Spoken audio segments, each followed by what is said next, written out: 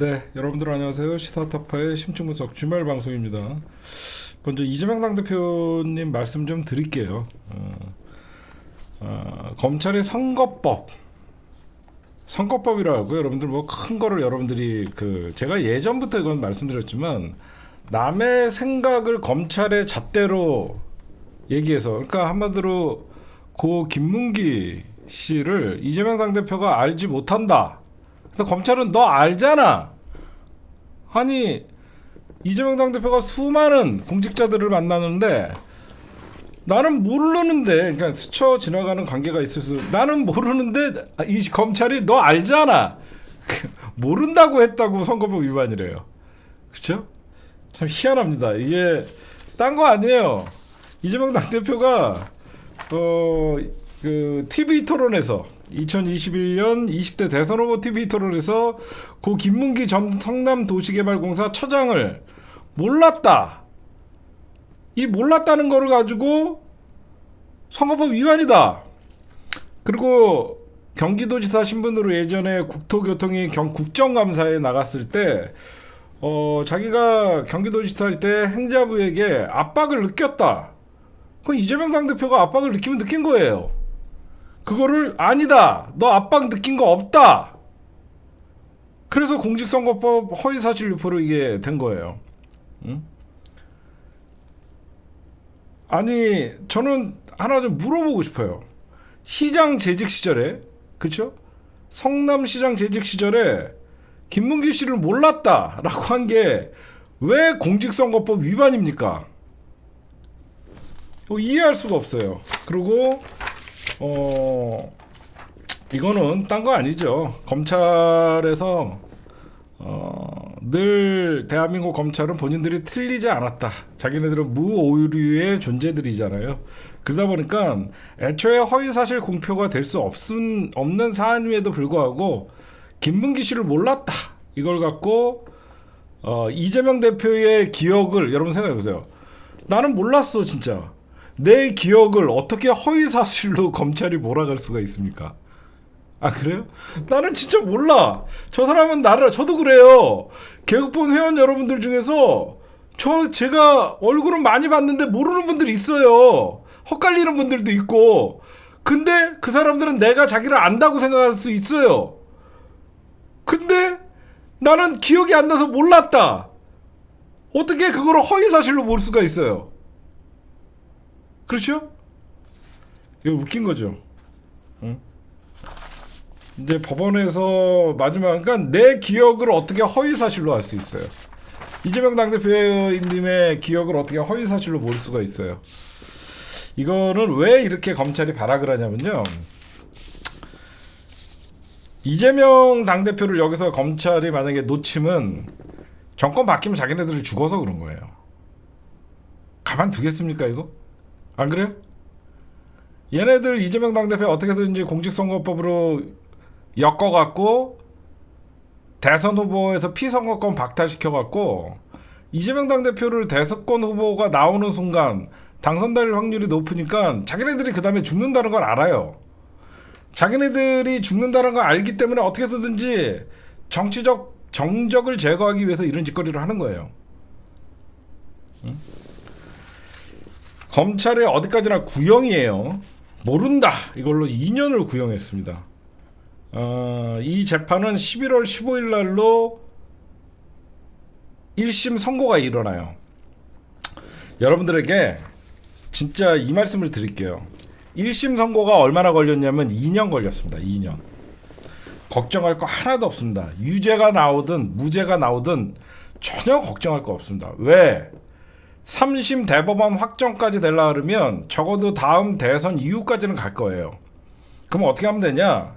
이재명 당대표가 대통령 된 다음에요. 공직선거법 바꾸면 돼요. 공직선거법 바꾸면요. 아무 이상 없어요. 전혀 걱정할 거 없습니다. 1심 선고 2년 걸렸고요. 이제 항소심 적어도 뭐 1년 걸릴 테고 공방 오가고, 더욱더 중요한 거는 법원은요, 이 사건에 대해서 그 누구보다도 법원은 국민적 법 감정을 생각합니다. 그렇잖아요. 검사들은 여론의 눈치를 보지 않아요. 검사들은 여론의 눈치를 보지 않습니다. 그러나 법원은 여론의 눈치를 볼 수밖에 없어요. 지지율이 10%대 주저앉은 윤석열 정부를 위해서 법원이 총대를 맬 리가 없습니다. 여러분들 생각해보세요. 응? 1심에서 상식적으로 생각해도 무죄가 당연한 거예요. 이거는 무죄가 당연한 거예요. 혹시라도 잘못 나와도 너무 걱정하지 마세요. 응? 그 전에 대선은 치러집니다. 제가 분명히 말씀드리지만 1심이 2년 걸렸어요. 그 다음에 제가 이거는 좀 예전부터 얘기했는데, 제가 계엄령 이 문제는 이제 치고 빠져라라고 얘기했죠. 그렇죠? 제가 계엄령 문제는 치고 빠져라고 얘기했는데 김민석이 자기 정치를 해요 지금. 이거 계엄령 방지법 발의 당론화까지 하는 거, 이거 왜 이게 안 좋냐면, 한번 이렇게 질러놓으면 돼요. 질러놓으면 저쪽에서도 더 이상 이게 김을 다 빼놨거든요. 근데 김민석이가 계속 이거에 매달리면 어떻게 되냐면요, 여론이 분산돼요. 지금은 계엄령 방지법으로 민주당이 셀프 공격당할 필요가 없어요. 지금 김건희 하나로 그냥 몰아가면 돼요. 이거 제가 저번에도 여기서 치고 빠지라고 했는데, 김민석이 이거를 서울해봄 사법 발의, 이거는 괜히 국민의힘에게 민주당이 공격의 불씨를 주는 거예요. 이럴 필요가 없습니다. 이 정도까지만 해놓으면 돼요. 근데 이걸 가지고 계속 민주당이 이걸 이슈로 김민석이 본인이 이 법을 만들어 갖고 책임진다고 이러려고 수석 최고위원 만든 거 아니거든요. 이러면 안 돼요. 응? 이거는 누구를 위한, 이 정도 김 빼놨으면 돼요. 이거는 왜 제가 이거를 멈춰야 된다고 얘기하냐면, 민주당 안에서도 갸우뚱하는 사람들이 많아요. 이쪽에 화력을 집중하면 안 돼요 지금 민주당이. 이렇게 하면 민주당 내에서 그만 좀 해라라는 소리가 나오게 되면 민주당 지도부가 괜히 공격을 당합니다. 지금은 김건희 하나로 집중을 해야 돼요. 이거 갖고 지금 싸울 필요가 없어요. 응? 이러면 안 돼요. 이걸 뭘 계엄령 발의법 당론화 할 거, 서울의 사법 발의, 본인의 자유지만 지금 민주당 지도부가 이거 할 때가 아니에요 지금. 저번에도 제가 말씀드렸듯이 민주당이 이제 금투세법 토론회 최종 대진표가 나왔습니다. 금투세 폐지를 실행해야 된다. 금투세를 폐지를 실행해야 된다는 팀과 유예해야 된다. 그러니까 찬반이 엇갈리는 거죠. 이거는 민주당이 전략적인 거예요. 뭐냐면 이미 결론은 정해져 있어요. 이미 이재명 당대표나 민주당 지도부가 3년 유예를 해야 된다라고 제가 먼저 얘기를 했죠. 여러분들에게 2년 유예하면 대선이랑 겹치기 때문에 대선 이후에까지 3년을 유예해야 된다. 대선 기간 동안은 아무 영향 없이. 그때는 민주당에서 이제 3년 유예 방향을 좀 잡았거든요. 이거는 뭐냐면요, 요시킹이에요. 그러니까 금투세 폐지를 하면 안 된다는 팀과 유예해야 된다는 팀이 이제 토론을 하는 건데, 이게 저번에도 말씀드렸듯이 민주당이 주목을 받는 거죠. 민주당이 치열하게 다양한 토론을 통해서 이미 이재명 당대표나 어떤 민주당 최고위원은 완화의 방침을, 즉 유예를 이미 정해놓은 거고, 한동훈에게 공이 돌아갈 수 있는 거기 때문에 제가 저번에도 이런 말씀을 드렸죠. 사람들이 너무 단순하게 생각한다. 그 주식 투자자들이 1,400만이다. 이 사람들을 버리면 안 된다. 그래서 폐지해야 된다. 이거는 한쪽 면만 보는 거예요. 이게 무슨 법인지도 모르고 있는 사람들이 주식 투자한다고 하면서 이 법을 폐지하면 안 된다라고 생각하는 사람도 있어요. 분명히. 그렇죠? 6대4가 됐든 7대3이 됐든, 물론 주식 투자하는 1,400만 명은 전부 이걸 폐지하는 거 원하지만 주식 투자 안 하는 사람들이 볼 때는 왜 주식 투자하는 사람들한테 세금 혜택을 주냐. 국가의 어떤 그 지금 세금 지금 재정 적자도 많을 텐데. 그래서 이렇게 하면 어떻게 되냐? 금투세에 대해서 몰랐던 사람들, 즉 금투세를 유지시켜야 된다는 사람들도 민주당이 흡수할 수 있고 폐지를 해야 된다는 사람들의 표도 유지할 수 있는 거예요. 양쪽에 다 민주당이 자기 편으로 만드는 거예요. 지금 한동훈 같은 경우에는 주식 투자자들이 1,400만 명이라는 이 숫자만 가지고 무조건 금투세를 폐지해야 된다라고 하면 분명히 대한민국 국민들 중에서는 금투세라는 주식 투자자들은 안 하는 사람들이 볼 때는 왜 저걸 폐지하지? 하는 사람들의 반대의 어떤 1,400만 원을 선택한 거잖아요. 국힘당은. 근데 민주당은 이렇게 다양한 의견을 듣고 토론을 통해서 그러면 유예나 완화 방식으로 간다라고 하면 민주당은 양쪽의 표를 제가 저번에도 그 말씀드렸죠. 표를 받을 수 있는 거고 이런 어떤 행위들은 이미 민주당은 금투세 유예 방침을 정해놓고 하는 거예요. 그렇게 보시면 될 것 같아요. 그 다음에 요거는 하나 좀 짚어주고 갈게요. 미국 연준, 미국의 연방준비은행, 그러니까 미국의 중앙은행이에요.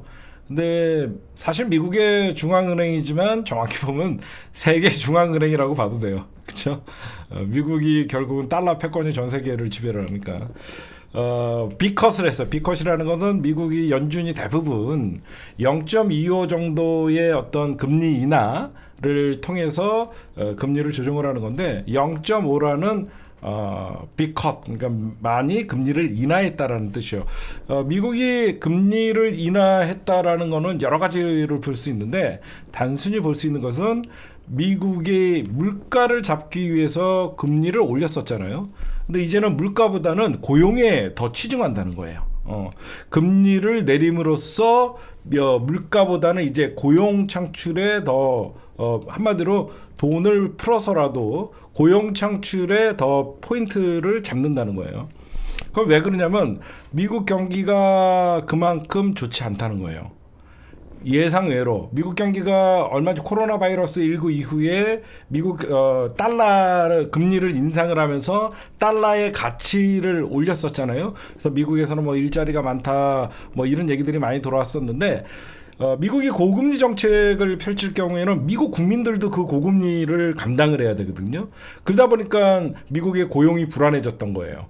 물가는 잡을 수 있었지만 그래서 미국이 사실 이제 2년 반 동안 코비드19 사태 이후에 미국이 고금리 정책을 펼치면서 사실상 전 세계에 퍼져 있던 달러를 전부 끌어모았죠. 그러면서 달러의 가치를 올렸었는데 이제는 미국이 0.5의 B컷을 단행을 하면서 올해 이제 한 3개월 정도 남았잖아요. 올해 안에 2번 정도 더 금리를 인하시킨다는 거예요. 그러니까 0.25가 되든 0.25 그러면 0.5가 돼서 전체적으로 1% 앞으로 2번 더 금리를 인하 정책을 펼친다는 것은 미국 같은 경우에는 이제 전 세계 특히 미국이 고금리 정책을 펼치면 개발도상국들이 직접적인 타격을 많이 받기 때문에 미국의 고금리 정책에 의해서 전 세계가 불황에 갇힐 수 있기 때문에 미국이 지금 이제 물가 안정보다는 미국 내의 고용 특히 이제 대선을 앞두고 있기 때문에 그런 영향도 없지 않아 있을 거라고 생각하고 이제 미국이 이제 어떻게 보면 세계 중앙은행의 역할을 하고 있는데 미국이 금리를 인하한다라고 하면 이제 유럽과 결국은 유럽 연합이나 영국 그다음에 캐나다 어떤 화폐의 가치들이 있는 나라들 이런 나라들도 이제 같이 금리를 인하하는 정책이 이어질 것이라고 보고요. 이제 여기서 이제 우리나라 문제를 봐야 되죠. 그러니까 미국이 이제 금리를 인하를 해요. 그럼 우리나라도 당연히 미국이 금리가 인하가 되면 당연히 대한민국의 한국은행에서도 당연히 금리를 인하를 하면서 나가야 되는. 왜냐하면 지금 우리나라 정부 발표에 의하면 물가는 2%대로 안정화돼 있다 그래요. 근데 물가가 2%대로 안정화돼 있는데 왜 한국은행은 금리 인하를 단행하지 못하냐? 이 정부가 부동산 가격이 치솟을까봐 지금 가계부채가 늘어나고 있는 건 사실이에요. 가계부채가 늘어나고 부동산 가격이 좀 꿈틀거리는 조짐이 있으니까 그러니까 수도권 집값 상승과 가계부채의 증가 때문에 지금 한국은행이 금리를 못 내리고 있는데, 이렇게 되면 어떻게 되냐면 한국은행에서 금리를 언제까지 대한민국 국민들이 고금리에 시달리고 높은 이자에 시달리는 희생양이 되면 안 되잖아요. 지금 우리나라가 가장 지금 문제가 뭐냐면요, 앞으로 다가올 위기는 그거예요. 물가는 안정화됐다라고 생각하지만 우리나라의 가장 경제의 문제는 뭐냐면 내수 부진이에요. 그렇죠? 내수 부진인데, 우리나라가 가장 그 주요 그 수출 국가가 어디냐면 미국이잖아요. 반도체나 여러 가지. 우리나라의 주요 가장 중요한 수출 국가는 미국인데, 미국의 어떤 경제가 심상치 않다는 징조예요, 이게. 그래서 미국이 물가 안정보다는 고용에 방점을 맞추면서 이번에 어떤 금리 인하 정책을 펼쳤기 때문에 우리나라의 내수가 안 좋은데, 미국의 상대로 우리나라가 가장 수출을 많이 하는 지금 중요 국가인데, 미국의 경기가 안 좋으면 우리나라의 수출도 타격을 입을 수 있기 때문에 여러 가지 이제 복합적인 위기가 올 수 있죠. 그래서 그 우리나라 같은 경우에는 이제 물가는 어느 정도 안정됐다라고, 그러니까 체감 물가는 되게 올라가 있어요. 왜 우리나라의 체감 물가가 여러분들 올라가 있냐면요, 잘 생각해 보세요. 3년 전 내 월급, 뭐 5년 전 내 월급을 한번 비교해 보세요. 만약에 일반 회사에 다니는 대리 1년 차가 만약에 월 300을 받았어요. 지금 5년 후에 내 월급은 한 360만 원 이 정도 됐다고 칩시다. 그러면 60만 원 정도가 올라갔어요. 그렇죠? 뭐 100만 원이 올라갈 수도 있고요. 60만 원이 올라갔다고 칩시다. 근데 체감하는 물가는 왜 많이 올라가느냐? 집값의 상승 때문에 그래요. 5년 전에 집값은 수도권에 만약에 30평대 아파트가 7억 8억이었는데 지금 수도권의 아파트가 대부분 10억을 넘겨버렸단 말이에요. 내 월급은 한 달에 60만 원 늘어났고 1년 전체로 보면 720만 원 정도가 올라갔지만 집값은 체감하는 게 거의 30%에서 40%, 50%까지 올라가 버리니까 자기 월급 상승률에 비해서 물가 상승률이나 집값 상승률에 따라가지 못하는 거예요. 그래서 그런 것들을 봐야 되고요. 결국은 우리가 이렇게 되면 어떻게 되냐면, 미국이 금리를 인하하면 어떤 효과가 있냐면요, 일단은 우리가 수입 원자재가 싸게 되죠. 그렇죠? 우리가 일단은 미국의 달러가 지금 뭐 1,300 얼마 이렇게까지 올라갔는데, 이제 미국의 달러는 떨어질 거예요. 이제 1,200원이 될 수도 있고 1,100원이 될 수도 있고, 달러 강세는 끝났다라고 보시면 돼요. 이제 달러의 가치가 이제는 떨어지는 거예요. 미국의 금리가 낮아짐으로써 달러가 많이 풀릴 거예요. 그러면 이제 당장 우리나라 입장에서는 수입 물가는 싸지죠. 달러가 싸졌으니까. 근데 이제는 수출을 할 때 미국 경기가 내수가 부진되면 우리나라도 동시에 타격을 입는데, 한국은행이 이거는 금리 인하를 해야 돼요. 우리나라도. 왜 그러냐면 수도권 집값 상승률 때문에 국민들이 고금리의 고통을 견뎌라? 이거는 말도 안 되는 것이고, 정부가 집값의 상승률을 겁내서 한국은행에서 금리를 인하를 단행하지 않는다 그러면 결국은 국민 경제가 더 힘들어지고 내수는 더 부진할 수밖에 없기 때문에 그런 현상이 벌어지는 것이다. 그래서 미국 연준이 빅컷, 결국은 금리를 인하한 것은 미국은 이제 물가 안정보다는 고용에 방점을 찍었고, 그 고용에 방점을 찍었다는 것은 미국 내수 경기가 심상치가 않다, 그런 뜻입니다. 그렇게 보시면 될 것 같아요. 그 다음에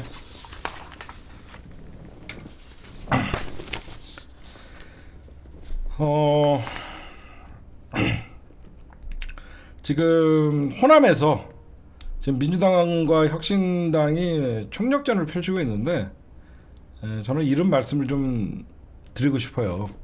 호남은 우리 민주 진보 진영의 심장 같은 지역이죠. 선거가 치열해지고 그럴 수는 있어요. 그러나 적어도 민주당과 조국 혁신당은 동지의 언어로 싸워라. 그래야지 지지자들이 상처를 입지 않는다. 저는 그런 말씀을 좀 드리고 싶어요. 둘 다 선 넘지 말아라. 결국은 나중에 조국 혁신당도 민주당의 덕을 봐야 되는 것이고, 민주당도 조국 혁신당의 도움을 받아서 범진보 진영의 대통령 후보 이재명이 돼야 되는 거예요. 그래서 그 군수 2명 뽑는 게 뭐가 그렇게 크다고 서로를 헐뜯고 서로를 비판하고 경쟁은 좋지만 동지의 언어로 경쟁을 했으면 좋겠다. 저는 그런 말씀을 좀 드리고 싶습니다. 할 말이 없어요. 그 다음에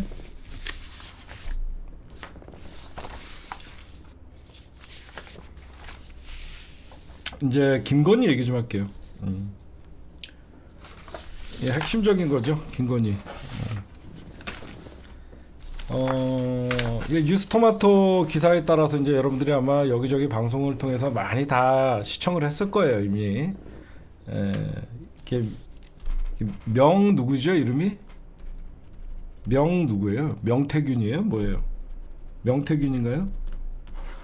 저는 이 사건을 이렇게 쳐다보면서 이미 알고 있었던 거, 응? 이미 알고 있었던 사건이잖아요, 우리가 다.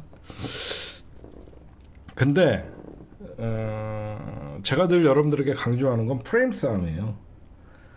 이 사건의 핵심은 이준석이가 숨겼냐 안 숨겼냐, 자꾸 이준석이한테 이게 포인트가 가고 명세균이한테 포인트가 가는데, 이 모든 핵심은 김건희예요.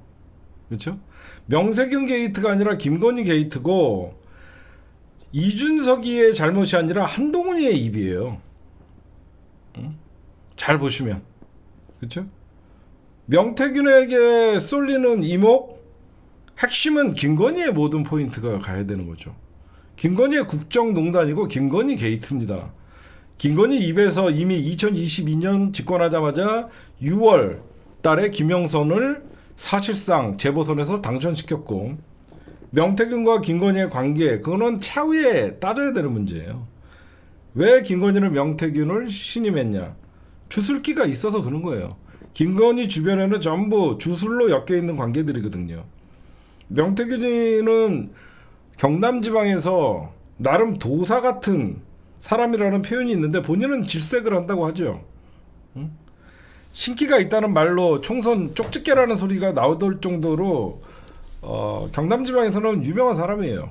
근데 이 명태균과 이준석에게 자꾸 포인트가 쏠리는데, 이 모든 것은 민간인인 김건희가 왜 공천에 개입했냐가 돼야 돼요. 민주 진보의 유튜브들도 엉뚱하게 이준석이가 왜 불치 어디 절에서 만났냐, 이게 핵심이 아니에요.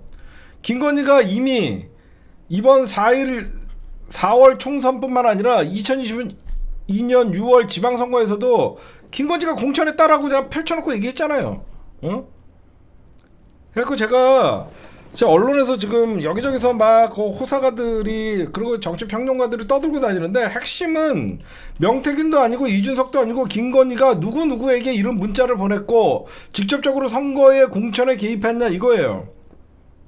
응? 거기에서 벗어나면 안 돼요. 그쵸?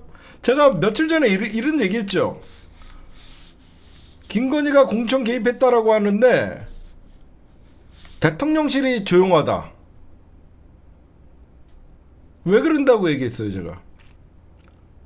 뉴스토마토나 지금 김건희가 어디까지 공천에 개입했는지 아무도 김건희한테 물어볼 수가 없는 거예요. 여사님, 김영선 전 의원 말고 또 다른 사람에게 문자나 카톡이나 있는 거 있으면 저희한테 얘기해 주십시오. 그래야지 저희가 대응을 할 수 있습니다. 이렇게 물어볼 수 있는 사람이 한 명도 없어요. 그쵸? 용산 참모 중에서 김건희한테 어디까지 누구에게 이런 문자들을 돌렸는지 물어볼 수 있는 사람이 아무도 없다 보니까 대통령실에 아무 대응을 도대체 김건희가 어디까지 개입을 했는지 아무도 모르는 거예요. 그래서 대응을 못하는 거예요. 응? 그러니까 대통령실이, 제가 그랬잖아, 이거 대통령실이 대응 못한다. 만약에 김건희 여사는 김영선 씨에게는 순수한 의도로 얘기했다라고 했다가 녹취가 존재를 하고 그게 까지고 또 다른 사람의 녹취가 까지면 끝나는 거예요. 그러니까 대통령실이 대응을 못하는 겁니다. 그렇죠? 아니 대통령실을 대응할 수 있는 게 선이 김건희를 추궁해서 자백을 받아내야 되거든. 정상적인 대통령실이라 그러면 대통령 비서실장이 여사를 데려다가 김건희를 데려다가 여사 어디까지 지금 가장 신경 쓰이는 부분이 무엇이고 우리가 어떤 거를 막아야 되냐 허심탄회하게 얘기해야 되는데 그걸 물어볼 사람이 아무도 없어요. 그냥 야 문계 이러다 말아. 우리 한방 있잖아. 그래 우리 윤석열 정부가 여러분들 결국 생각해보세요. 저는요 이 사건을 딱 지켜보면서 제가 며칠 전부터 지난주부터인가요? 이런 말씀을 좀 드렸죠. 이 모든 핵심은 한동훈의 입에 가 있다. 사람들은 이준석의 입을 주목을 하는데 아니다. 한동훈이다. 한동훈과 김건희가 갈라진 이유가 바로 2024년 공천 싸움이거든요. 공천 싸움이고 김영선은 일부예요. 지역구까지 옮겨가라 라고 김건희가 지시를 했는데 예 알겠습니다 하고 지역구까지 옮겨갔고 김건희가 거기에 맞춤 정책 공약을 발표해 주겠습니다 라고까지 한 거 아니야. 한마디로 김건희가 김영선한테 지역구 옮기세요. 옮기시면 저희가 알아서 맞춤 공약으로 해줄게요. 그랬더니 한동훈이 안돼 컷오프 이런 개새끼 내 말을 먹같이 들으려? 이 새끼 오빠 이 새끼 봐 내 말 씹었어. 거기서 시작된 거야. 이거 봐라 이 새끼들 봐라. 완전 김건희 입장에서는 뭐야 개망신 당한 거 아니야. 김영선한테 문자까지 보내서 지역구 옮기세요. 대통령이 맞춤 공약으로 지원해 줄게요. 했는데 경선에서 컷오프 당했다는 거지. 그러면 김건희가 그때부터 뭐가 까지기 시작했죠? 김건희 한동훈 문자가 까지기 시작하는 거예요. 생각해 보세요. 김건희 입장에선 내가 대통령인데 내 말을 무시해? 그러면 왜 한동훈이 여러분 봐요. 2022년 6월에 있었던 재보선에서는 왜 이준석에게 주목되고 한동훈이는 조용할 이때까지는 김건희랑 한동훈이랑 같은 편이었잖아. 그쵸? 2022년 6월 재보선까지만 해도 한동훈 김건희는 같은 편이었잖아. 그러니까 2022년 6월 공천에는 이준석이가 타겟이 되는 것이고 2024년부터 이 공천에도 그러니까 2022년에 이미 호흡을 맞춰봤잖아. 거기서 인사검증을 하고 법무부 장관 할 때. 그래서 이제 2022년도 동훈 씨랑 우리가 한번 했으니까 2024년도 동훈 씨 비대위원장 시켜갖고 공천을 하려고 그랬던 거지. 그랬더니 동훈 씨가 땀만 먹고 이건 안 돼. 또 친한 게 당대표 자리를 주니까 이번에는 안 되는 거지. 그러니까 이 새끼 봐라 이게 된 거죠. 그래서 한동훈이는 모든 걸 알고 있죠. 제가 저번에 그 얘기 했잖아요. 김건희가 공개한 문자 3개가 있잖아요. 뭐 자기는 그 디올백 사과를 하려고 그랬는데 한동훈이가 읽고 씹었다. 그거는 정확히 얘기하면 한동훈이가 제가 더 다른 내용을 공개하면 이 정부가 위험해집니다는 공천 개입이야. 저번에도 말씀드렸잖아요. 부담스러운 문자니까 확인 안 했겠죠. 한동훈이가. 여기저기 어떻게 해달라 이런 게 수없이 한동훈에게 있겠죠. 제가 왜 이런 말씀을 드리냐면 지금 김건희랑 윤석열이랑 체코 원전 수자로 간다면서 떠났죠. 얘네들이 김건희 공천 개입 사건이 지금 터지자마자 외국으로 발랐어요. 뭐냐 한방 노리고 간 거예요. 근데 얘네들이 가면서 이런 발표를 해요. 24일 날 한동훈이를 만나겠다. 만찬하겠다. 저는 한동훈이 입단속 시킨 거라고 생각해요. 왜 그러냐면 지금 이준석이도 지금 뭐라고 할 말이 많을 테고 이준석 같은 경우는 윤석열에게 사실상 앙심이 있는 사람이고 이준석 한동훈이가 뭔가 발표하는 순간 끝나버리잖아요. 그러니까 나가면서 한동훈 입단소 가려고 24일 날 대통령이 한동훈 대표 만나겠다라고 하면서 그 안에까지 입단속을 시킨 거라고 저는 생각을 해요. 그렇죠? 여러분 생각해 보세요. 만약에 24일 날 윤석열이랑 한동훈이랑 만날 때 떼거리로 만난대요. 무슨 최고위원들, 정책위의자만, 그러니까 수십 명이 만난다고 하는 어떤 요식행인데, 한동훈 입장에서는 지금 자기가 입 벌리면 자기도 죽죠. 근데 한동훈이는 벗어날 가능성이 많죠. 윤석열이 시켜서 그랬다. 김건희가 시켜서 자기는 오히려 컷오프 시켰다.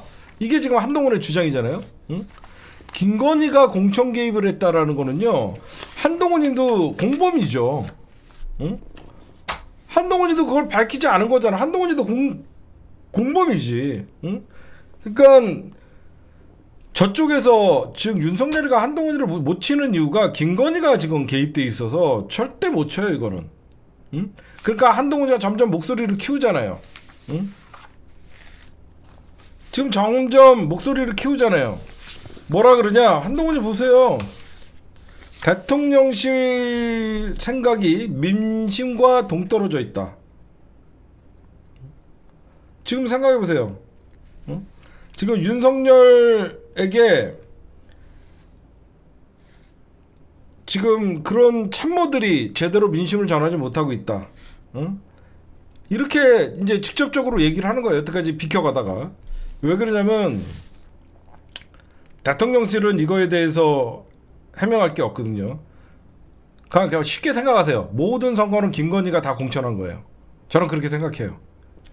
김건희가 주술가들이랑 인상 보고 점 보고 이래갖고 배신할 인간, 안 배신할 인간, 2022년 6월 지방선거부터 여태까지 있었던 모든 선거에 개입하려다가 이번 2024년 총선만 제대로 개입을 못해서 한동훈과 어그러진 거예요.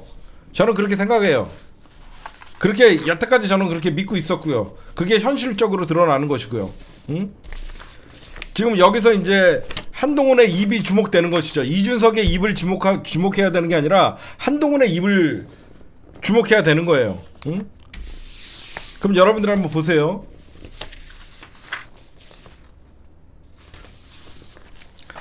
제가 도이치모터스 주가 조작 사건, 명품백 사건, 그 다음에 양평고속도로 사건, 거기에다가 지금 총선 개입 사건, 수많은 사건들 어디를 가리켜요? 전부 김건희예요. 그렇죠? 응? 전부 김건희예요. 용산 이전 다 김건희에 관련된 21g이라는 인테리어 업자들. 응? 뒤에는 또 무슨 종교인, 도사, 뭐 이런 사람들. 모든 대한민국의 지금 국정농단의 방향은 한 곳을 가리켜요. 누구죠? 김건희. 응? 모든 게 지금 김건희를 가리켜요. 응? 지금 아마 대통령실이 개입 못하는 것은 딴 거 아니에요. 김건희 녹취가 있을 것 같아요, 없을 것 같아요? 김건희 녹취가 존재하니까 못 깨게.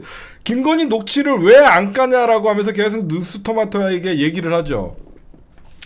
뉴스토마토는 여러분들 텔레그램에 어떤 증거가 있다 그러면 그런 사람들이 녹취 안 했을 것 같습니까? 김건희는요 여기저기 전화 엄청 받아요. 엄청 지가 해대고 녹취가 있으니까 대통령실이 대응을 못하는 거예요.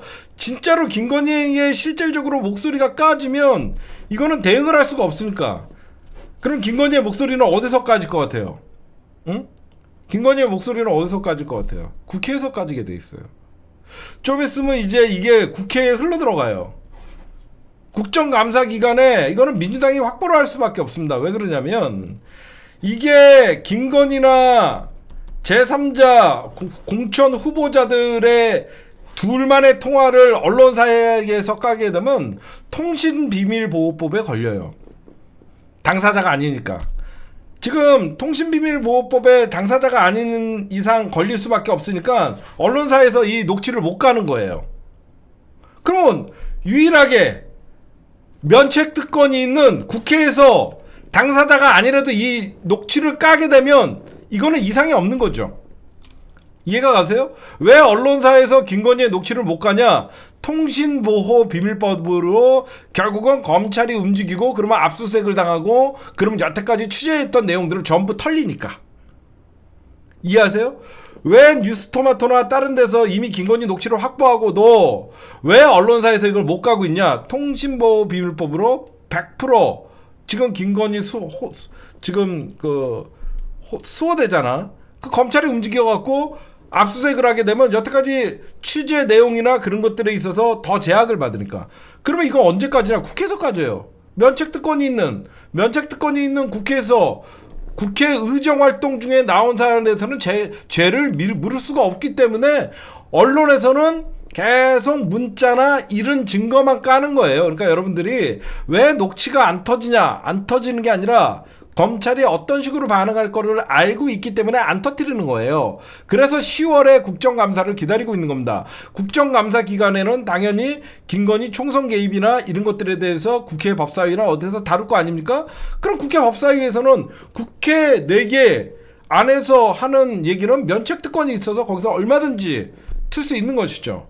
그러니까 여러분들이 그거를 그리고 뉴스토마토 같은 경우에는 여러 가지 취재를 했겠죠. 뉴스토마토 여러분들은 이제 어디서 터지냐면 이게 김건희 박근혜 최순실 국정농단이랑 너무 비슷하게 흘러가는 게 처음에 최순실 국정농단도 JTBC 태블릿으로 시작했다가 결국은 양장점 누구야 TV조선의 주차장에서 윤전추 비서관이 가방 들고 앉아 있고 경원들 그렇게 하면서 이제 JTBS 시작해갖고 TV조선으로 흘러가갖고 이렇게 다들 갔잖아요.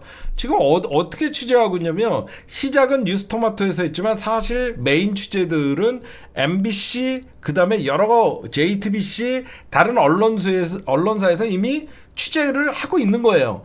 지금 뉴스토마토에서 확보한 거 당연히 MBC도 확보가 돼 있고 여러 가지에서 확보가 돼 있는 거예요. 왜 그러냐면 뉴스토마토가 취재를 해갖고 그 근거가 김영선이라는 이름이 나왔고 어떤 이준석과 김영선이 그 불치사 거기 어디죠? 절에서 만났다 그러면 이미 거기도 다 왜 취재력이나 규모는 MBC나 공영방송이 훨씬 크잖아요. 그렇죠? 그렇기 때문에 이미 확보는 해놨지만 법리적 검토나 이런 것들을 하는 거예요. 7불사. 그래서 여러분들이 보시면요. 통화, 녹음, 텔레그램 한두 개가 아니라는 소리가 많아요. 제가 봐도 김건희가 여러분들 알다시피 그 성격에 그 오지랖에 김영선한테만 전화해갖고 여기 출마하세요 지역군 그랬을 것 같아요. 한두 명이 아니죠. 한두 명이 아니죠. 여러분들 생각해 보세요. 항상 프레임 전쟁이에요. 이 사건의 핵심은 이준석이 아니에요. 이 사건의 핵심은 명태균이 아니에요. 이 사건의 핵심은 김건희 게이트예요. 김건희가 누구한테 전화해서 공천을 의뢰를 했고 누구한테 전화를 해서 김건희라는 민간인이 대통령보다 더 센 힘으로 국회의원 자리와 지방선거에 개입했다가 핵심이 돼야 돼요. 절대 사안이 이준석이가 십자포화를 맞아갖고 이준석이가 그 당시에 김영선에게 폭로의 대가로 비례대표 1번을 주니 3번을 주니 이런 거래가 있었다가 핵심이 되면 안 돼요. 그쵸?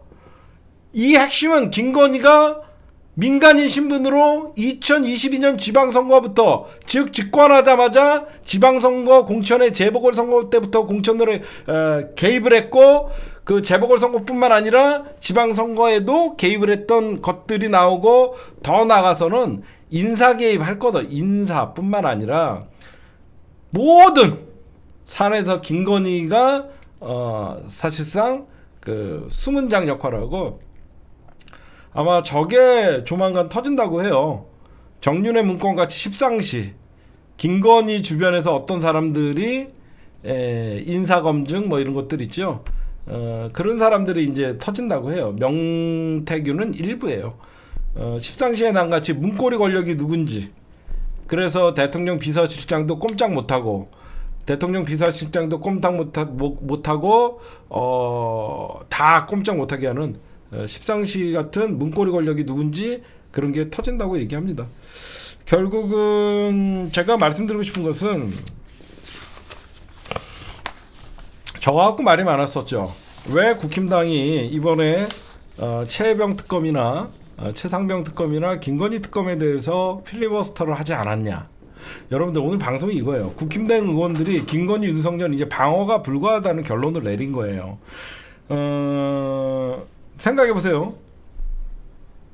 지금 총선 공천까지 개입했다라는 문자가 나오는데 여태까지 어떻게 보면 윤석열이가 찍어 누르기식으로 최혜병 특검 그리고 김건희 특검을 밀어붙여갖고 자기네들이 원치 않는 필리버스터를 하고 여러 가지 사안에 대해서 김건희 그다음에 윤석열 최혜병 특검은 윤석열과 김건희 사실 최혜병 특검도 김건희가 핵심이에요. 그렇죠? 거기에 이종호가 등장을 하고 임성근 사단장 9명이 핵심이었잖아요. 그것도 사실 최혜병 특검도 모든 화살은 김건희가 맞아야 되는 거예요. 거기에 동네 바보형이 옆에서 하라는 대로 한 거고. 생각을 해보십시오. 김건희 특검법이 본회의에서 통과됐어요. 그러면 예전 같으면 당이 일사불란하게 모여갖고 항의를 하고 그 다음에 필리버스터를 통해서 정치적 공작이다. 왜 못할까? 지금 추석 민심을 갖다 온 거예요. 국힘당 의원들이 이번에 추석 갔더니 여기저기서 의료 대란의 아우성. 거기에 김건희는 밉상, 국상. 윤석열은 그냥 바보라고 쳐도 TK, PK 지역에서도 김건희는 밉상. 저 왜 이렇게 나대냐. 김건희 때문에 윤석열이 지지율이 떨어진다. 추석 민심의 현장을 갔다 온 국힘당의 현직들은 여러분 생각해보세요. 다음에 대구에 출마해도 이 사람이 필리버스터를 통해서 김건희를 방어했다라는 주홍글 씨 같이 이게 기록에 남아버리면 자기에게 씻을 수 없는 정치적 오점이 되겠죠. 그렇잖아. 응? 나중에 김건희 특검이 통과돼서 김건희의 국정농단이 사실상 대통령은 김건희라는 게 밝혀지고 역사적으로 이제 심판을 받게 되면 김건희 물고 빨아댔던 사람들은 씻지 못하는 앞으로 자기 정치 생명이 끝날 수도 있는 그런 게 있잖아요. 그래서 앞으로 다음 선거에서 대구에 출마해도 자기가 혹시나 김건희를 옹호했던 이력이나 방어했던 이력이 계속 언론에 노출되거나 그러면 두려운 거예요. 굳이 하기 싫은 거지. 응? 하기 싫은 일을 여태까지 윤석열이 힘으로 찍어 눌러갖고 친윤계 의원들이 힘을 갖고 있다가 여태까지 필리버스터를 했는데 이번 처음 못했잖아. 이건 어떤 걸 의미하는 거냐면요. 정치적으로 이걸 어떤 식으로 평가하면 되냐면요. 추경호의 힘이 친윤을 이제는 제압하지 못한다. 이게 가장 큰 거예요. 여태까지 윤석열이가 추경호 친윤 원내대표를 통해서 국회의원들을 통제하고 압박을 했지만 이번에 추경호가 나름 충성맹세를 하면서 자기네들은 필리버스터를 하려고 했겠지만 추경호가 이번에 의원들을 강제적으로 필리버스터에 동원했다가는 추경호도 사실상 원내대표 자리에서 위기에 처할 수 있다 보니까 추경호도 이번에는 포기할 수밖에 없던 거죠. 그렇죠? 그래서 윤석열 그러니까 한마디로 이거예요. 머리 아파 의대 증원 짜증 날 거 아니야. 응?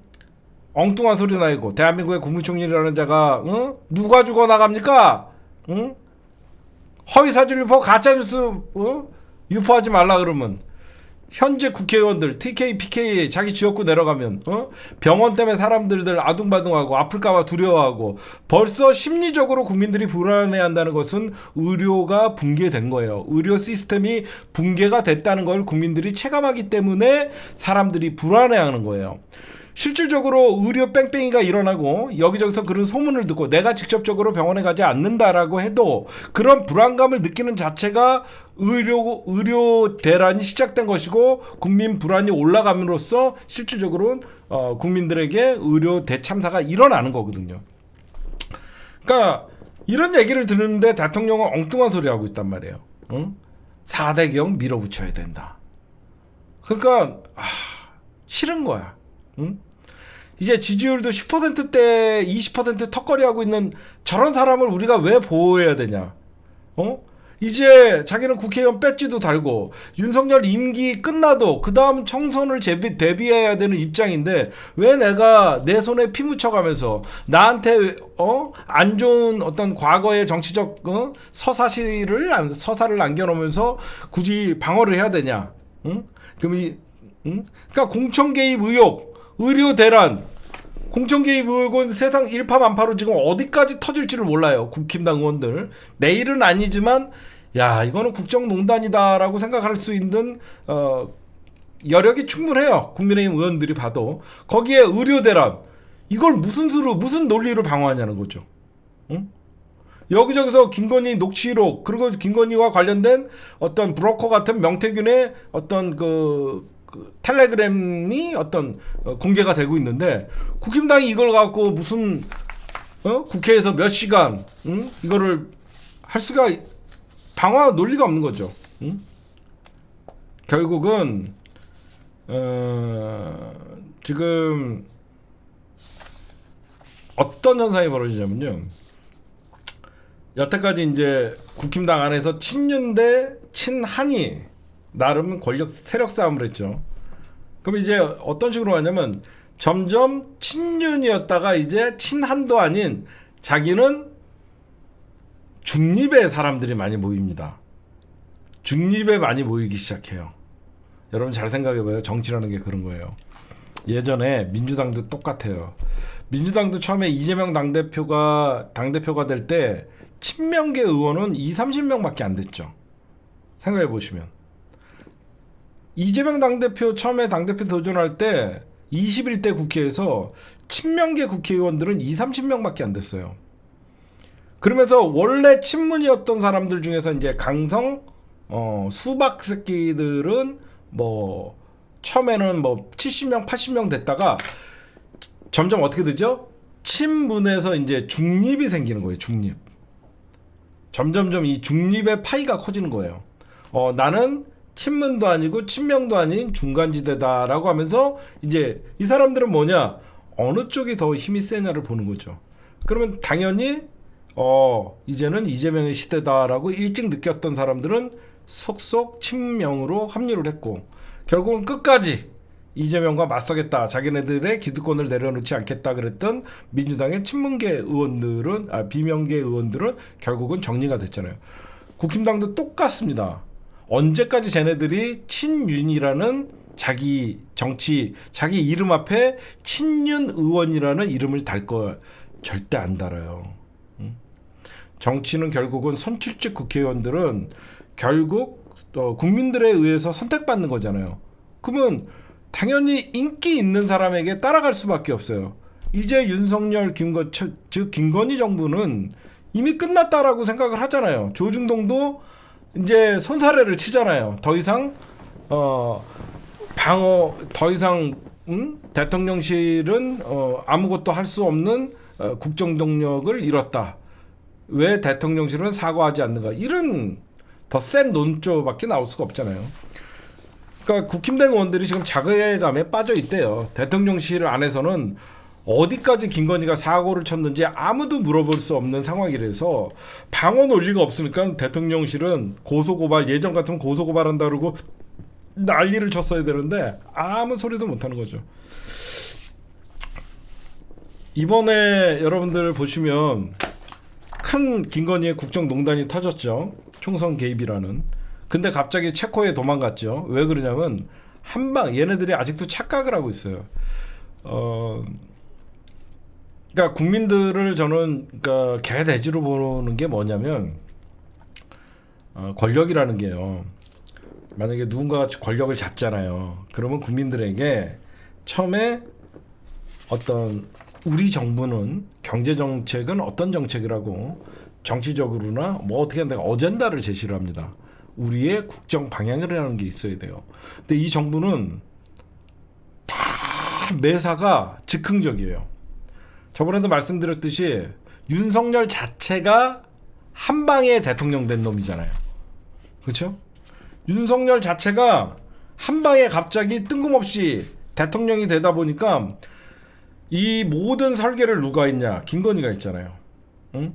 김건희가 결국은 모든 뒤에서 조력자 역할을 하면서 윤석열이 대통령까지 오는데 김건희가 조력자로 해서 얘 봐요. 처음에 윤석열이가 4대 개혁이라고 하면서 교육개혁을 처음에 한다고 했을 때 그 개혁의 방향이 뭐였냐면 5세 영유아 취학이었어요. 지금 만 7세 그 초등학교 입학을 5세로 낮춘다 그랬다고 역풍 맞아갖고 끝났죠. 지금 뭐 4대 개혁을 한다 그래놓고 뭐 제대로 된 개혁, 여러분들 개혁은요, 개혁을 하면 할수록 왜 지지율이 깎이냐면요, 개혁은 나중에 후세에게 평가받는 거예요. 개혁이라는 것은 혁명보다도 힘들다고 얘기하죠. 혁명은 피를 흘리기 때문에 힘으로 제압할 수 있는 거지만 왜 개혁을 할 때 국정 동력, 즉 지지율이 필요하냐면요, 어떤 개혁이든 간에 반대 세력이 있어요.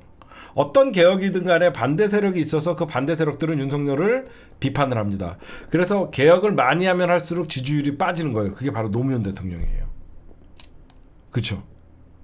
노무현 대통령이 수많은 정치개혁, 사회개혁, 문화개혁, 언론개혁 모든 거를 다 동시다발적으로 이 적폐 기득권들과 함께 하다가 모든 대한민국의 기득권들에게 사실상 화살을 맞으면서 국정 지지도가 떨어지면서 그 개혁의 동력을 잃었던 거예요.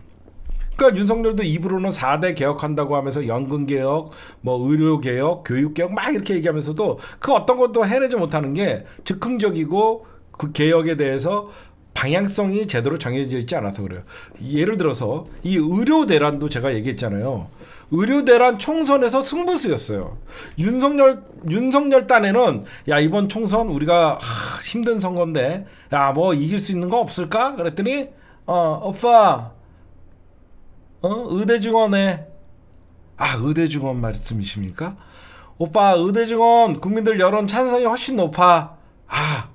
바로 저는 여러분들에게 감히 말씀드릴게요. 의대 증원 문제도 김건희가 결정한 거예요. 응?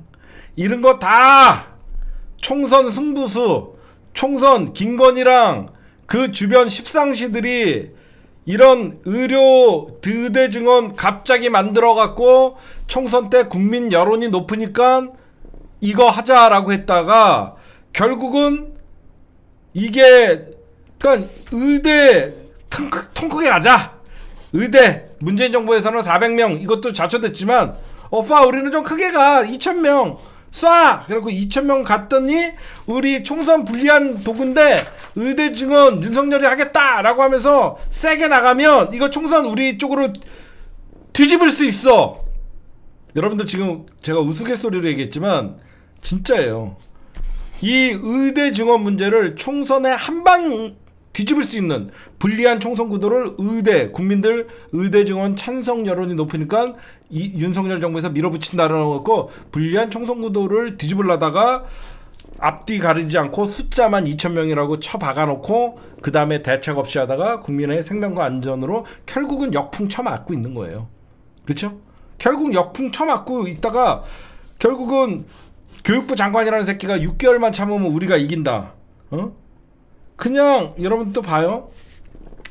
이게 한두 번이 아니에요. 지난 총선 때 또 뭐가 여러분들 화두였어요? 김포 영입. 야 김포 영입하면 김포를 수도권에 영입하면 수도권이 들썩거릴 것이고 우리가 불리한 수도권에서 선거 이길 수 있어. 개소리들이에요. 그쵸? 제가 뭐라 그랬어요? 이거 말 같지도 않은 소리다. 이거는 저것들 지네끼리도 조금 있다가 없어진다. 여러분들 제가 그 당시에 저쪽에서 김포 서울 편입 들고 나왔을 때 저거 그냥 무시하면 된다라고 얘기해. 저거는 오래 가지도 못하고 저거는 금방 없어질 것이다 라고 계속 얘기했어요. 생각해봐요.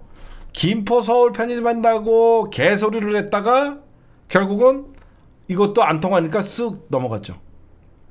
그냥 넘어가요. 응? 그 다음에 여러분들 어떤 게 있어요? 얘네들 그 다음에 또 한 방 노린다는 게 뭐예요? 석유 나온다. 얘네들은요, 요번에도 총선 끝나고 지지율 확 빠지고 뭐 난리 치니까 석유 터졌다. 석유 얘기 아무것도 없잖아. 그냥 대통령을 한 방에 운 좋게 당선되다 보니까 정치도 그냥 한 방에 불리한 거를 뒤집을 수 있다라고 생각해요. 아니 진짜 윤석열 자체가 생각해봐요. 윤석열 자체가 그냥 대통령을 쉽게 그냥 한 방에 되다 보니까 그냥 이런 식이에요. 그냥 국민들을 바보로 알고 석유 터진다 그러면 와 해갖고 윤석열이 우리 석유 나오게 해갖고 우리나라의 경제를 살렸다. 개 거지 같은 소리죠. 대왕고래 프로젝트 요즘 흰문에 글자 석유에 석자도 안 나오죠. 바로 김건희 국정농단 총선 개입이 터지니까 이번에 그래서 체코를 간 거예요. 이번에 체코 가갖고 원전 수주했다. 와, 대대적으로 막 기사 써주고 막 그럴 것 같죠.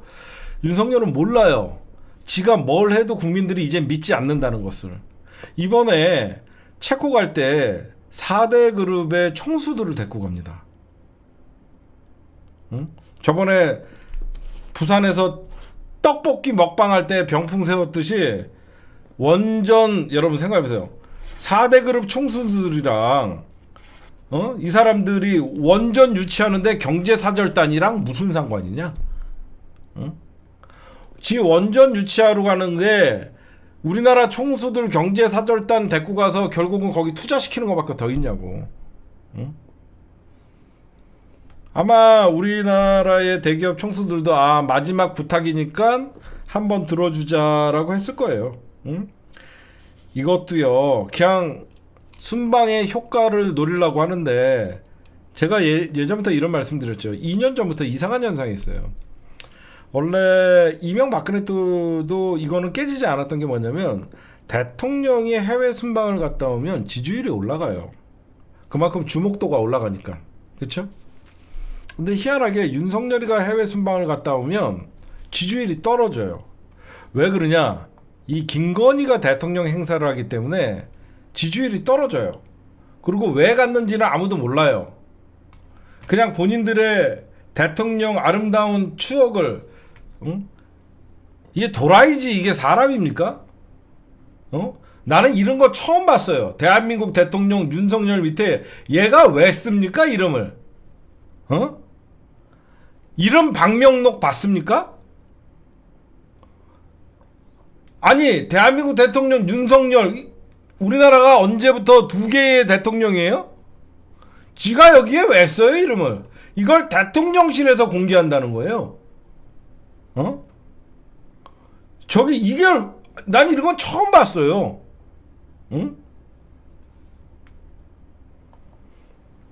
김건희가 앞에 안 나온 거는 눈치를 본 건가요? 그러니까 이 정권이 결국은 무술 정권, 주술 정권, 무당 정권 왜 그런 소리가 처음부터 나왔냐면 국정 철학도 없고 그러니까 윤석열이가 너무 쉽게 강골 검사 그냥 한 방에 대통령 되다 보니까 정치도 그냥 한 방으로 뒤집을 수 있다라고 생각해요. 여러분들에게 분명히 말씀드립니다. 체코 이거 원전 개풀 뜯어먹는 소리 하지 말라 그래요. 미국 웨스팅하우스가 지적재산권 소송 결과가 예측하기 어려워요. 그리고 결국은 이 분쟁을 웨스팅하우스랑 분쟁 해결하려고 하면 어떻게 되죠? 우리나라가 잘 쓰는 방법. 개고생은 우리나라 원전은 우리나라가 지어주고 일정 지분을 웨스팅하우스에 띄워주면서 계약할 가능성이 많아요. 결국은 돈은 돈대로, 고생은 개고생은 우리가 하고 돈은 우리나라가 대주면서 남 집 지어주는 거예요. 내 돈 들여서 다른 나라에다가 집 지어주는 거예요. 이런 걸 보시면 지금 국힘당 의원들 뭐라 그러는 줄 아세요? 이제 김건희 의료대란 문제에 있어서는 당이 목소리를 내야 된다라고 하면서 한 명, 두 명 이제 한동훈 편을 들어주는 거예요. 왜 그러면 의료대란 문제는 이거 정치권에서 친한이냐 친윤이나 이걸로 싸울 일이 아니라는 것을 누구보다도 잘 알잖아요. 그러니까 의료대란 문제가 지속되면 지속될수록 국힘당 지지율이 같이 동반은 하락을 하니까 결국 지지율 먹고 살아야 되니까 국힘당 의원들이 윤석열 때문에 우리 같이 망하는 거다. 이러면 안 된다. 그러면서 거리두기가 시작합니다. 거리두기가 시작할 수밖에 없어요. 지금 이제는 친윤 친한이라는 말이 없어지고 친한 비한이 있을 겁니다. 정확하죠. 친한계 의원들과 비한계 의원이라는 말을 쓸 거예요. 이제 친윤이라는 꼬리표를 달고 있었던 의원들이 이제 언론사에다가 전화를 해요. 그러면 어떻게 하냐? 어디 언론사 기자님이시죠? 앞으로 저 친윤 의원 이런 거 좀 빼주셨으면 좋겠어요라고 하면 예 알겠습니다. 그러면서 그냥 비한이라고는 괜찮은데 친윤 이름을 앞으로 좀 빼주세요. 이게 이제 보편화가 되는 거예요. 왜 그러면 자기 살아야 되니까. 지금 그렇게 될 수밖에 없는 거예요. 이제 여기저기서 보시면 오늘 제가 심층 분석한 거 중에 가장 핵심은 뭐냐? 김건희의 어떤 이 총선 개입은 한두 건이 아니에요. 결국은 터지면 터질수록 이제는 방어가 불가능하게 되면 김건희 특검은 자연스럽게 이어질 수밖에 없는 것이고 결국은 의료대란 문제로 결국 친윤이라는 정치 세력은 없어질 수밖에 없고 왜 얘네들이 이거 해법이 없어요. 이미 2025년 입시는 시작됐는데 의료계에서는 2025년 입시도 전면 백지화라는데 윤석열이가 이거 해결 능력을 갖고 있지가 않아요. 그냥 한 방에 버티면 이긴다 이런 식으로 하는데 이거는 결국 24일 날 제가 24일 날 윤석열이랑 내일인가요? 다음 주 24일 날 윤석열이랑 이제 한동훈이랑 만나고 국힘당 지도부랑 만나는데 진짜로 만약에 얘네들이 풀라 그러면 김건희랑 만나야 되는 거예요. 우리가 핵심을 잊으면 안 돼요. 대한민국의 대통령은 김건희예요. 한동훈과 윤석열이가 만나는 건 아무 의미 없습니다. 진짜 정부와 국힘당이 이 의료 대란 문제에 있어서 풀고 싶으면요 한동훈과 김건희가 만나야 돼요. 근데 얘네들은 안 만나요. 응? 좀 있으면 어떻게 되냐? 추경호 물러나라는 소리가 나올 겁니다. 국힘당 지도부에서 언제까지 친윤 윤석열 김건희 감쌀 거냐? 원내대표 물러나라는 소리가 이제 자연스럽게 나오게 되면 이제 한동훈이가 스모킹건이 되는 거예요. 지난 총선 그러니까 한동훈이는 직접 얘기 안 하겠죠. 누구를 통해서 얘기하냐? 김경률, 장동혁 이런 사람들의 입을 통해서 김건희 어떤 공천 개입 그런 것들이 이제 드러날 수밖에 없는 거예요. 그리고 여러분들에게 제가 이준석이 믿지 말아라. 이준석이는 결국 국힘당 이중대다. 응? 다 드러나고 있는 거잖아요. 그렇죠? 개혁신당에다가 분명히 김건희 폭로하겠다. 비례대표 달라. 안 된다. 라고 얘기했잖아요. 쟤네들 그냥 국힘당 이중대가 맞잖아요. 국힘당에서 공천 못 받으니까 결국은 어디로 찾아갑니까? 개혁신당으로 찾아가잖아요. 이런 것들을 보시면요. 앞으로 가장 핵심 뭐냐? 녹취록은 존재한다. 그 녹취록보다 더한 김건희 혼자 이런 국정농단이나 총선 개입을 할 수 없죠. 어떤 사람들과 같이 했는지가 명단이 밝혀질 겁니다. 그게 핵심이죠.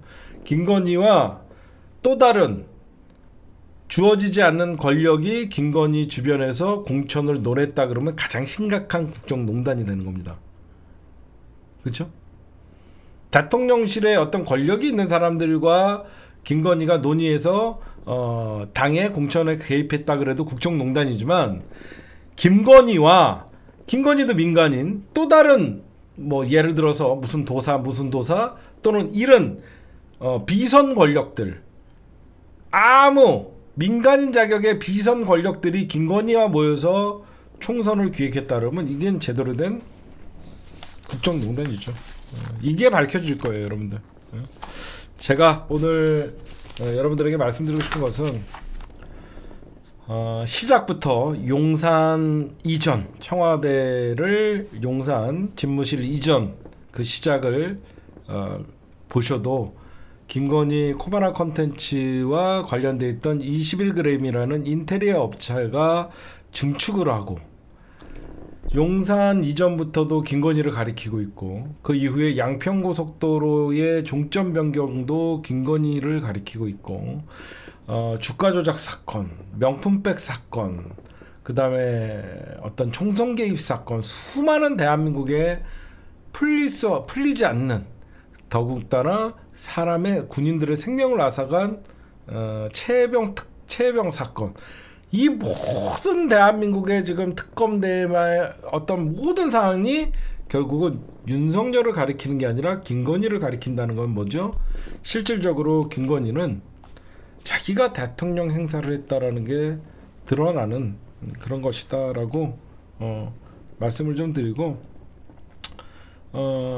김건희가 나대면 나댈수록 민주당은 땡큐죠. 그러면 여기서 이제 제가 저는 시민운동도 해봤고, 어떤 민주당의 어떤 비례 싸움에 할 때 더불어 시민당이라는 그런 참여도 했었고, 저는 분명하게 말씀드리면 이런 정부는요, 탄핵이니 뭐니 이것도 저는 시간 낭비라고 생각해요. 이런 정부는 어떻게 빨리 무너뜨리는 거냐면요, 좀 있으면 이제 국힘당 안에서 김건희 특검이나 김건희 특검과 최혜병 특검이 통과되면 이 정부는 끝나요. 특검이 통과되면 이 정부는 끝납니다. 그러면 어떻게 되냐, 특검을 맞이해야 되잖아요. 김건희랑 윤석열이 결국은 최혜병 특검이랑 김건희 특검이 본회의에서 통과되면 어떻게 되냐면, 야당에서 예전에 박근혜 탄핵할 때 바른미래당 같이요, 저쪽에서도 이제 생각이 있는 사람들은 김건희 정부는 끝났다라고 생각하면 이제 돌아서죠. 10명만 돌아서도 윤석열 탄핵이 되잖아요. 여야 시민사회 종교계, 거기에 재계, 학계, 원로들은 이미 시국선언을 했죠. 제가 시국선언의 시대가 올 것이다. 이제는 대학생들이 들고 일어날 것입니다. 시국선언이 일어나게 되면요, 결국은 국힘당이 움직일 수밖에 없어요. 얼마 전에 대한민국 1500명 원로회가 결국 시국선언을 했죠. 이제는 대학 교수들, 여기저기 대학교들, 거기에 시민사회, 종교가 들고 일어나서 결국은 시국선언을 하게 되면요, 이제 국힘당이 윤석열을 압박을 하게 됩니다. 조중동뿐만 아니라 이 정부는 끝났다. 저는 그게 가장 윤석열을 끌어내리는 가장 빠른 방법이라고 생각해요. 정말로. 아마 얼마 전에 제가 이 얘기를 지난주에 했어요. 윤석열 왜 그러냐면, 윤석열 탄핵, 직무정지 가능하겠죠. 시간이 걸리죠. 그 대신 지금 당장 민주당이 200석을 확보를 하지 못했기 때문에 윤석열 탄핵안은 올릴 수가 없겠죠. 그러면 사실상 최혜병 특검이나 김건희 특검은 탄핵에 준하는, 왜? 진짜 대통령이 김건희잖아. 여러분 잘 생각해요. 윤석열이 대통령이 아니라 김건희가 대통령이에요. 우리가 올린 김건희 특검은요, 결국 대통령 특검이에요. 이해가 가요? 왜 이게 통과가 되면 김건희랑 윤석열을 알아서 내려오냐? 생각해봐요. 이름만 윤석열이 대통령이지 모든 권력은 김건희로 시작하잖아요. 김건희 특검이 통과해야 된다는 것은 대한민국 대통령을 특검을 받는 거예요. 김건희 입장에서는. 그 특검을 받으면 모든 자기가 비선 권력이 드러나고 민간인 신분에서의 모든 비리가 드러나요. 그럼 국힘당은 더 이상 방어 불가해요. 그럼 어떻게 되죠? 윤석열 탈당. 윤석열 아니 새로운 국민의힘 해쳐모여. 이렇게 되면 어떻게 되냐? 이제 국힘당이 옛날에 새누리당이 바른미래당과 쪼개들듯이 친윤계 의원들도 남으려고 하는 사람들 몇 명 안 되고 결국은 입 다물고 중립적인 자세를 하고 결국은 한동훈과 아마 한동훈이도 오래 못 가죠. 똑같은 세력들이네요. 왜냐면 김건희라는 인간이 지 혼자 죽을 인간은 아니에요. 제가 보면 한동훈이도 약점이 많죠. 왜? 둘은 공범이잖아. 윤석열, 김건희, 한동훈이는 셋이 공범이란 말이야.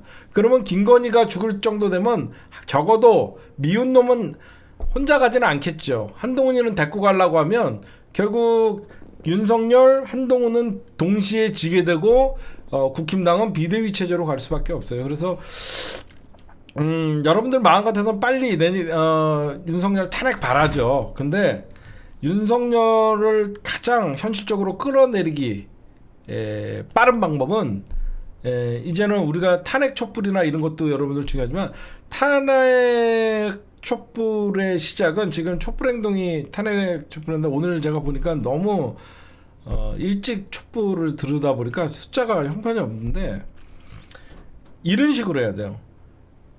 대학 교수들 시국선언, 대학생들 시국선언, 종교계 시국선언 그래갖고 대한민국 비상시국회의라는 게 꼭 만들어져야 돼요. 누군가가 주체가 돼갖고 대한민국 비상시국회의라는 걸 만들어서 거기서 촛불을 주도하면 됩니다. 그렇죠? 대한민국 비상시국회의라는 우리 민주진영의 원로들, 종교계들, 믿을 수 있는 분들, 종교계, 원로, 재야 정치인들, 거기에 어떤 학계, 언론계 이런 분들이 모여갖고요 비상시국회의를 만들어서 사실상 촛불이 진행돼야지 모두가 합세할 수 있죠. 그렇게 되면 이제 뭐 정치 어떤 이념이나 신념이나 이런 거 싸울 필요 없고 학생들도 참여하고 교수들도 참여하고 언론인들도 참여하고 종교인들도 참여하고 모두가 참여할 수 있잖아. 그렇게 가야 돼요. 저희 같은 어떤 시민단체들도 시민단체들 간에 또 이런 그런 거 상관없이 이런 비상시국회의에 예전에 우리 87 6월항쟁 같이 87 6월항쟁 같이 그 당시에 국본이라 그랬잖아요. 국민 시국 그래서 문익환 목사님, 이해찬 대표님, 유시준 선생님 막 이런 사람들이 좀 명망가들 있잖아요. 그래서 비상시국회의라는 이런 것들을 만들어갖고 종교, 학계, 언론, 정치 이런 분들이 제야 인사들이 모여서 윤석열 시국선언 그 다음에 다 이끌어내야죠. 서울대를 시작해서 연대, 고대, 이대, 지방대학교까지. 왜 그러냐면 의료 이 대란 때문에 굉장히 대학교 안에서도 윤석열에 대해서는 전혀 이건 어이가 없잖아요. 그래서 빨리 딴 건 몰라도 시국선언을 이끌어내야 돼요. 학생들이 들고 일어나고 그 다음에 교수님들이 들고 일어나고. 그러니까 의료만의 문제가 아니잖아요. 지금 의료 대란만의 문제가 아니에요. 결국은 종교계가 들고 일어나고 그러면 이제 끝나요. 그렇죠? 기독교에서 들고 일어나고 결국은 불교에서 들고 일어나고 천주교에서 들고 일어나고 원불교에서 들고 일어나고 거기에 4대 종단이 여기서 들고 일어나고 결국은 대한민국의 우리 서울대, 연대, 고대, 이대 이런 건대 우리 서울에 있는 대학들이 들고 일어나고 지방에서 전남대, 부산에서 여기저기서 일어나는 대학생들의 시국선언이 이어지고 거기에 동참하는 교수님들이 따라오고 거기에 이제 시민사회에서도 같이 들고 일어나면 그 다음에 그러니까 정치 그 다음에 시민사회, 종교, 학계 이런 분들이 이제 시국회의를 해서 윤석열 퇴진, 국민 총궐기 이런 것들을 만들면 지금 촛불이 윤석열 탄핵 촛불 이런 주도권 싸움 할 때가 아니라 국민들이 하나로 모을 수 있는 그런 뭔가 있어야 될 것 같아요. 제가 보면 그게 가장 빠른 것이고 저나 우리 시사타파 회원 여러분들이나 개국본 회원 여러분들은 그런 시국회의가 지금 분명히 열려요. 분명히 열리니까 그런 데에 참여하는 저도 촛불 하나 드는 시민으로서 참여할 수 있는 그런 길이 열릴 거라고 생각합니다. 지금은 여기저기서 시국 선언을 이끌어내는 게 학교들, 교수들, 거기에 종교들, 그게 가장 시급한 시기가 아닌가 생각합니다. 오늘 심층 분석은 여기까지만 할게요. 사실 제가 딴 것도 좀 준비한 게 있는데 이거는 뭐 다음에 얘기하는 게 좋은 것 같습니다. 예.